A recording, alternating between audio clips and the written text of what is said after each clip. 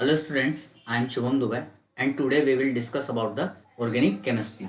तो हम यहाँ पे इंट्रोडक्शन देख रहे हैं अपन ऑर्गेनिक केमिस्ट्री का। ऑर्गेनिक केमिस्ट्री के बारे में अपन यहाँ पर पढ़ेंगे आज कि ऑर्गेनिक केमिस्ट्री कैसे बनी और कौन कौन से साइंटिस्ट थे जो उसमें इन्वॉल्व थे। तो सबसे पहला जो साइंटिस्ट है वो है अपने बर्जीलियस। कौन है? बर्जीलियस। बर्जीलियस ने एक थ्योरी दी जो कि उन्होंने बताया कि वाइटलिज्म के बारे में उन्होंने डिस्क्राइब किया कि वाइटलिज्म क्या है। इसके बारे में अभी अपन देखेंगे, पर सबसे पहले हम जो डिस्कस करेंगे वो करेंगे ऑर्गेनिक कंपाउंड। अब ऑर्गेनिक कंपाउंड के बारे में उन्होंने बताया कि ऑर्गेनिक कंपाउंड जो है वो है प्लांट्स एंड एनिमल्स ऑर्गेनिज्म से मिलकर बने होते हैं। उन्होंने वहां पर यह बताया कि ऑर्गेनिक कंपाउंड जो है वो प्लांट और एनिमल्स ऑर्गेनिज्म से मिलकर बने होते हैं। और इसी के साथ उन्होंने एक थ्योरी एक और बताया कि इनऑर्गेनिक जो कंपाउंड है, क्या इनऑर्गेनिक कंपाउंड वो जो है वो बने हुए हैं मिनरल्स एंड गैसेस से। सबसे पहले हमने जो अभी देखा वो देखा ऑर्गेनिक केमिस्ट्री। ऑर्गेनिक केमिस्ट्री कैसे बनी और कैसे कौन कौन से साइंटिस्ट उसमें इन्वॉल्व रहे और थ्योरी को डिस्क्राइब करते चले गए। तो सबसे पहले हम जो डिस्कस कर रहे हैं वो कर रहे हैं बर्जीलियस की वाइटलिज्म थ्योरी के बारे में। अब उसने सबसे पहले बोला कि ऑर्गेनिक जो कंपाउंड होता है वो प्लांट और एनिमल ऑर्गेनिज्म से मिलकर बना होता है। लेकिन सबसे पहले इसी प्लांट एंड एनिमल्स ऑर्गेनिज्म को उसने क्या बोला? Living body. क्या बोला? Living bodies. और उसने जो इनऑर्गेनिक कंपाउंड है मिनरल और गैसेस से जो मिलकर बने हुए हैं उसको बोला नॉन लिविंग। उसको क्या बोला? Non living. और इसी थ्योरी को हमने जो बोला वो कहा गया वाइटल फोर्स थ्योरी। क्या कहा गया? Vital force theory. लेकिन जब बर्जीलियस से पूछा गया कि ये जो लिविंग बॉडीज है इसमें ऑर्गेनिक कंपाउंड कैसे बना, तो उसने इसका जो जवाब दिया वो कहा कि एक मिस्टीरियस फोर्स है। क्या? एक मिस्टीरियस पावर है जो इस लिविंग बॉडीज में किसको बनाती है? किसको बनाती है? ऑर्गेनिक कंपाउंड को। तो हमने बर्जीलियस की जो थ्योरी में देखा वो ये देखा कि एक वाइटलिज्म होता है। इसने वाइटलिज्म के बारे में बताया। वाइटलिज्म के साथ इसने ऑर्गेनिक कंपाउंड के बारे में बताया और इनऑर्गेनिक कंपाउंड के बारे में बताया। ऑर्गेनिक कंपाउंड में प्लांट और एनिमल ऑर्गेनिज्म के बारे में बताया जो कि लिविंग बॉडीज होती है। लिविंग बॉडीज में इसने बोला कि क्या मिलता है अपने को? Organic compound. अब हम आगे देखते हैं।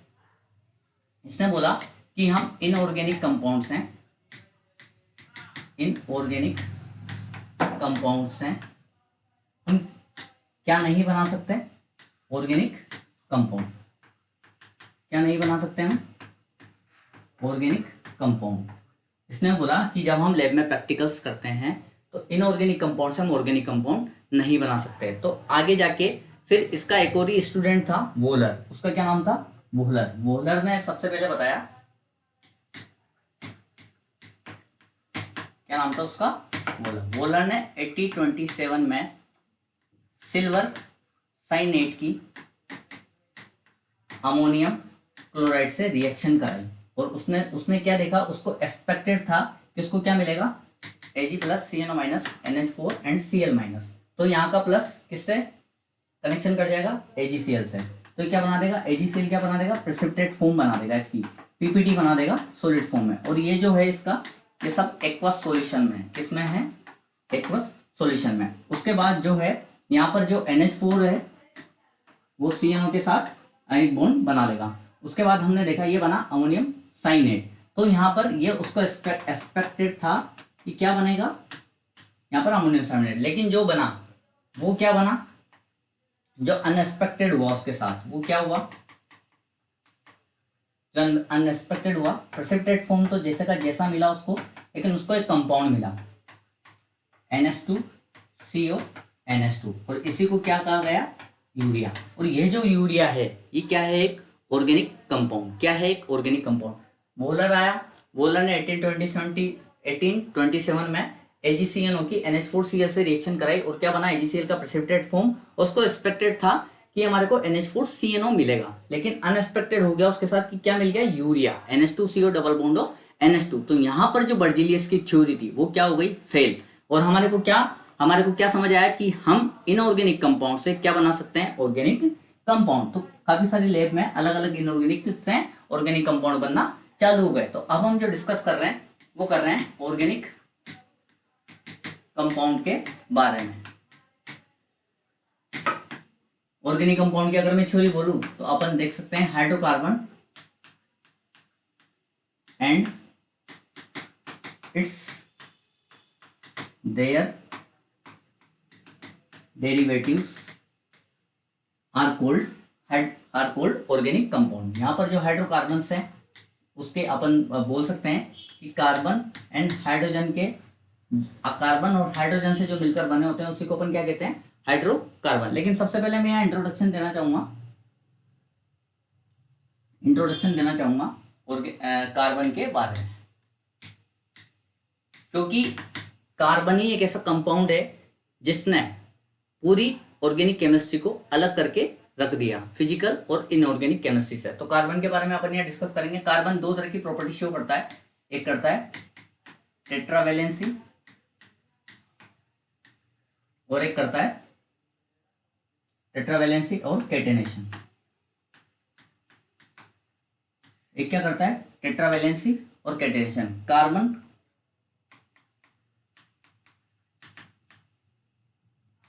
contains and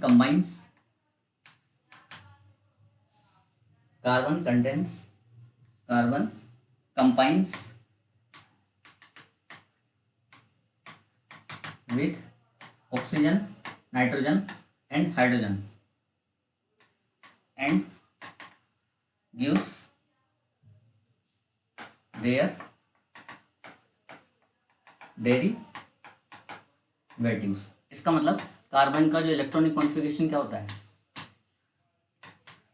1s2 2s2 2p2। तो यहाँ पर 1s जो है और 2p जो है, एक इलेक्ट्रॉन यहाँ पर और इलेक्ट्रॉन, जब ये केमिकल बॉन्डिंग अपन जब पढ़ते हैं तो वहां पर ये देखते हैं कि ये जो होता है ये एक्साइटेड स्टेट में जाने के बाद क्या फॉर्म बनाता है अपने पास, इसको अपन यहाँ पर देख लेते हैं।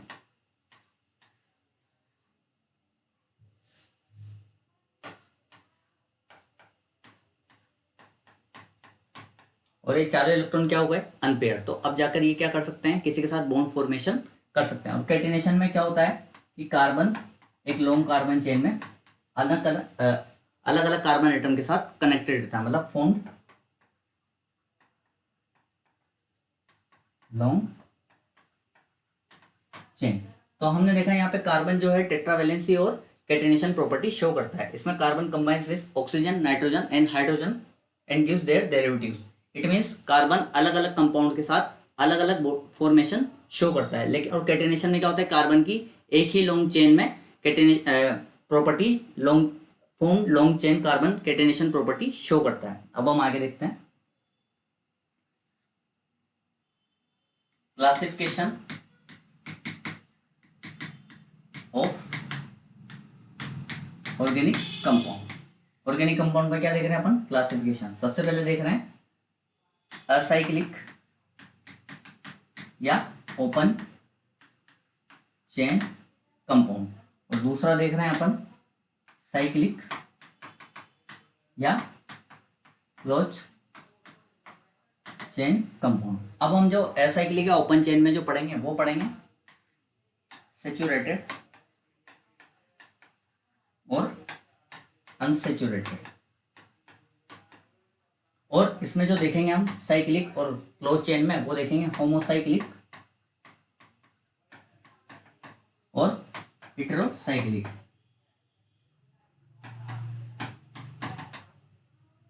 अब हम जो नेक्स्ट उसमें डिस्कस करेंगे वो करेंगे सैचुरेटेड और अनसैचुरेटेड कंपाउंड के बारे में।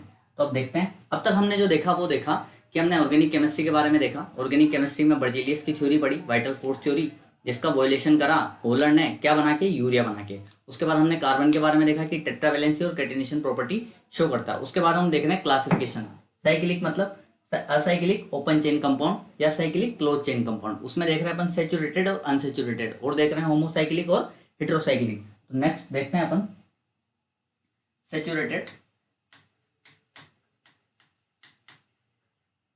And unsaturated.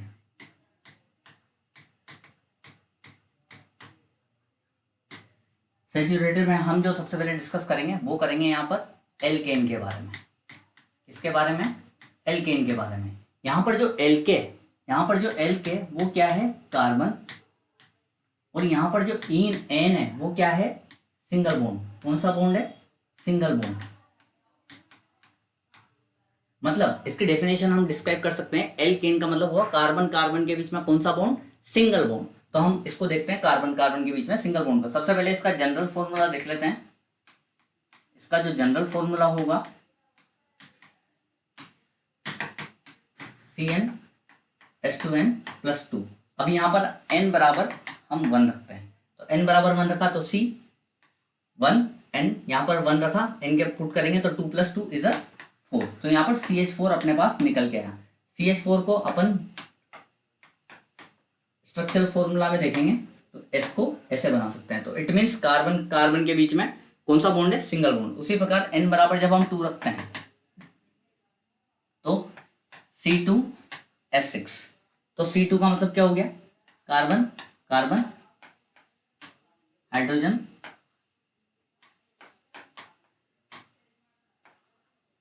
कार्बन जो है अपनी कितनी वैलेंसी फुलफिल करता है? 4, जो कि हाइड्रोजन से कंप्लीटली फुलफिल करता है। कार्बन कार्बन के बीच में इस कार्बन के पास एक बॉन्ड बन गया। उसके बाद कितने बॉन्ड की जरूरत है? 3। तो 3 किसके साथ कंप्लीट करेगा? हाइड्रोजन के साथ। अब हम नेक्स्ट यहाँ पर देखते हैं अनसैचुरेटेड के बारे में। अनसैचुरेटेड में हम दो पढ़ते हैं। एक तो पढ़ते हैं एल्कीन और एक पढ़ते हैं एल्काइन। सेम सिचुएशन, एल का मतलब वही कार्बन है और इन का मतलब यहाँ पर जो है वो निकल के आ रहा है डबल बॉन्ड। कौन सा बॉन्ड है बच्चों? Double bond. और यहाँ पर जो वाइन का जो अर्थ है, जो मीनिंग है वो है ट्रिपल बॉन्ड। कौन सा बॉन्ड है यहाँ पर? Triple bond. बात समझ आ रही है आपको? एल्कीन और एल्काइन में हमने देखा डबल बॉन्ड और ट्रिपल बॉन्ड। अब देखें यहाँ पे इसका जनरल फॉर्मूला देख लेते हैं। जनरल फॉर्मूला हो गया CnH2n और इसका जो जनरल फॉर्मूला है वो है CnH2n-2। अब हम यहाँ पर ये देखेंगे n बराबर 1 नहीं रख सकते क्योंकि कार्बन कार्बन के बीच में डबल बॉन्ड होना कंपलसरी है। इट मीन्स मिनिमम कितने कार्बन होने चाहिए यहाँ पर? 2। तो यहाँ पर हम 2 कार्बन, n बराबर कितना रखेंगे? 2। तो C2H4। तो C2H4 का मतलब क्या हो गया? C कार्बन कार्बन के बीच में मिनिमम कितना बॉन्ड? एक डबल बॉन्ड। तो यहाँ पर 2 कार्बन की वैलेंसी होगी 2 और कितने बचे यहाँ पर? 1 और 2। तो कार्बन की कितनी वैलेंसी होगी? 4 इस कार्बन की। तो हाइड्रोजन यहाँ पर लगा देंगे। इसी प्रकार यहाँ पर हाइड्रोजन और हाइड्रोजन की वैलेंसी फुलफिल हो गई। बात समझ आ रही है बच्चों आपको? अब देखो यहाँ पर वापस n बराबर 2 रखेंगे क्योंकि हमें कार्बन और कार्बन के बीच में क्या चाहिए? Triple bond. तो और कितना? मिनिमम एक ट्रिपल बॉन्ड। तो यहाँ पर हम देखते हैं n बराबर 2। तो कितना हो गया? C2 कितना हो गया?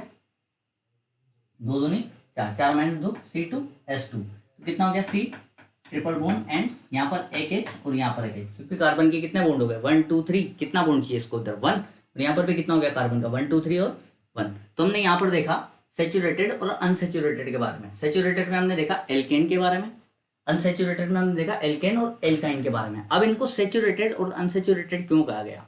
सैचुरेटेड का मतलब हुआ कि कार्बन जो है वो अपनी फुलफिल कर रहा है वैलेंसी किससे? सिंगल बॉन्ड से। और जो कार्बन जो है यहाँ पर उसमें क्या है? Double bond. मतलब इस बॉन्ड को हम ब्रेक करके किसको ऐड कर सकते हैं? हाइड्रोजन को। उसी प्रकार हम यहाँ पर ट्रिपल बॉन्ड में एक हाइड्रोजन को बॉन्ड को ब्रेक करके किसको ऐड कर सकते हैं? हाइड्रोजन को। तो इट मीन्स यहाँ पर यह हुआ कि यहाँ पर तो फुल फिल है हाइड्रोजन कार्बन के पास, तो यहाँ पर तो किसी भी बॉन्ड को ब्रेक करके हम किसी भी हाइड्रोजन को ऐड नहीं कर सकते। लेकिन यहाँ पर इस बॉन्ड को ब्रेक करके हम हाइड्रोजन को ऐड कर सकते हैं। बात समझ आ रही है? तो इसीलिए ये सैचुरेटेड हुआ और इसीलिए क्या हुआ? अनसैचुरेटेड, क्योंकि बॉन्ड को ब्रेक करके किसको फुलफिल कर सकते हैं? हाइड्रोजन को। नेक्स्ट हम आगे बढ़ते हैं।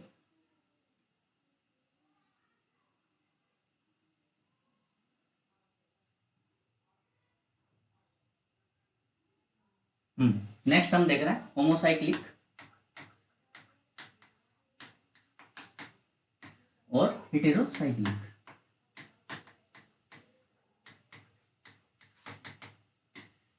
होमोसाइक्लिक में हम देखेंगे जो रिंग पार्ट होता है वो किससे मिलकर बना होता है? ओनली कार्बन एटम से। बात समझ आ रही है? जो रिंग पार्ट किससे मिलकर बना होता है उसमें तो कार्बन एटम से, और इसमें जो रिंग पार्ट बना होता है किससे मिलकर बना होता है? Carbon and hetero atom. Hetero atom just like that, oxygen, nitrogen and sulphur. तो जैसे यहाँ पर रिंग पार्ट कैसा बनेगा, जैसे कि देखते हैं अपन। बात समझ में आ रही है? ये एक रिंग पार्ट हो गया। इट मीन्स यहाँ पर एक कार्बन है, यहाँ पर एक कार्बन है, यहाँ पर एक कार्बन है, यहाँ पर एक कार्बन है, यहाँ पर एक कार्बन है, और यहाँ पर एक कार्बन है। और इस कार्बन के साथ इस कार्बन की कितनी वैलेंसी फुलफिल हो रही है? 1 2। कितने चाहिए? 2। तो यहाँ पर 2 हाइड्रोजन लगा दिए, यहाँ पर 2 हाइड्रोजन, यहाँ पर भी 2, यहाँ पर भी 2, यहाँ पर भी, और यहाँ पर भी 2, क्योंकि कार्बन की क्या करनी है अपने को? वैलेंसी फुलफिल करनी है। नेक्स्ट जो रिंग पार्ट है यहाँ पर किसके? कार्बन और हेटेरो एटम। जैसे कि आप मान लो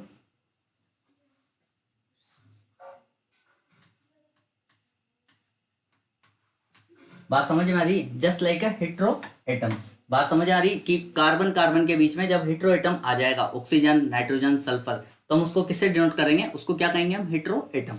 नेक्स्ट आगे बढ़ते हैं।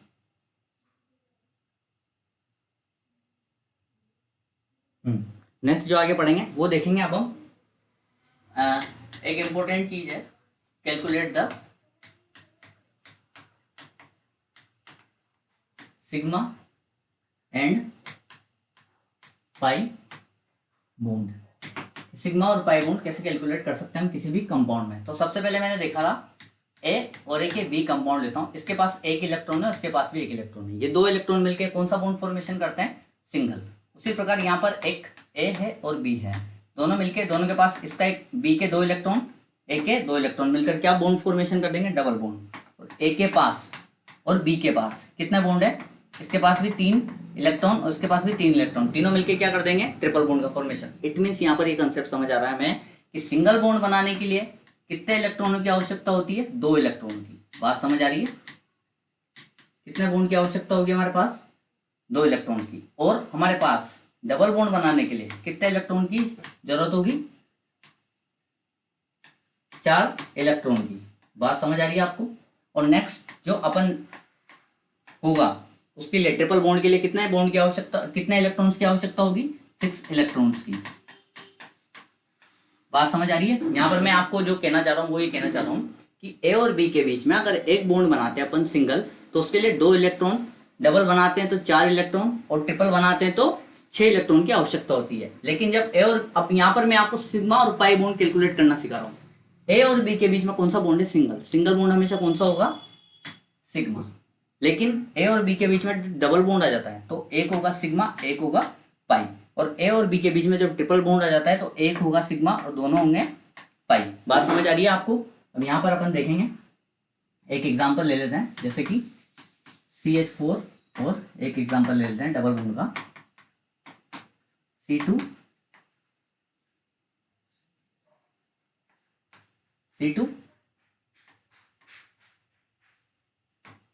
H4। बात समझ आ रही है? अब देखो यहाँ पे कैलकुलेट करते हैं अपन इसका, कितना हो गया? 1 2 3 4, कितने बॉन्ड है? सिर्फ सब सिंगल बॉन्ड है। सिंगल बॉन्ड है तो क्या हो जाएगा? Sigma sigma sigma sigma. कितने सिग्मा बॉन्ड हो गए? 4। अब यहाँ पर देखते हैं यहाँ पर कितना बॉन्ड है? Sigma sigma. यहाँ पर डबल बॉन्ड है, डबल बॉन्ड है इसका मतलब एक सिग्मा एक पाई, और यहाँ पर एक सिग्मा सिग्मा। कितना हो गया सिग्मा? 1 2 3 4 एंड 5। तो सिग्मा बॉन्ड कितना हो गया? 5, और पाई कितना हो गया? 1। बात समझ आई? अब इसको मैंने यहाँ पर क्यों समझाया ये मैं आगे की स्लाइड में आपको बताता हूँ। अब अपन देखेंगे हाइब्रिडाइजेशन। क्या देखेंगे? हाइब्रिडाइजेशन। हाइब्रिडाइजेशन का मतलब क्या हो गया? संकरण। आपने देखा होगा, संकरण के बारे में सुना होगा, हाइब्रिडाइजेशन के बारे में। जैसे कि क्या होता है hybridisation? Sigma bond plus lone pair. Lone pair का मतलब क्या हो गया? एकाकी युग्म। हिंदी में अगर मैं बोलना चाहूँ तो क्या हो जाएगा वो? एकाकी युग्म मतलब एक पेयर। एक पेयर में कितने इलेक्ट्रॉन? 2 इलेक्ट्रॉन। मतलब इट मीन्स हम कितने जूते पहनते हैं? 2, पर कितने जोड़ी पहनते हैं? 1। उसी प्रकार यहाँ पर लोन पेयर में एक लोन पेयर होगा, लेकिन उसमें कितने इलेक्ट्रॉन होंगे? 2। बात समझ आ रही है? अब अपन आगे देखते हैं, यहाँ पर अपन इससे कैलकुलेशन करेंगे। अब देखो यहाँ पर एक सिंपल सा मैं बताना चाहूंगा कि अगर यहाँ पर सिग्मा बॉन्ड और लोन पेयर मिलके 2 आते हैं तो कौन सा हाइब्रिडाइजेशन होगा? sp। 3 होंगे तो sp2, और 4 होंगे तो sp3। 3। तो जैसे कि अपन यहाँ पे करते हैं,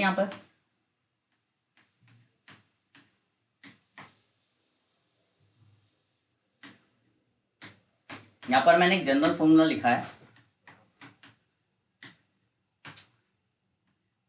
अब यहाँ पर देखते हैं, यहाँ पर कितना है, ये सिग्मा सिग्मा सिग्मा सिग्मा। सबसे पहले इस कार्बन के बारे, इस कार्बन का हाइब्रिडाइजेशन देखेंगे अपन।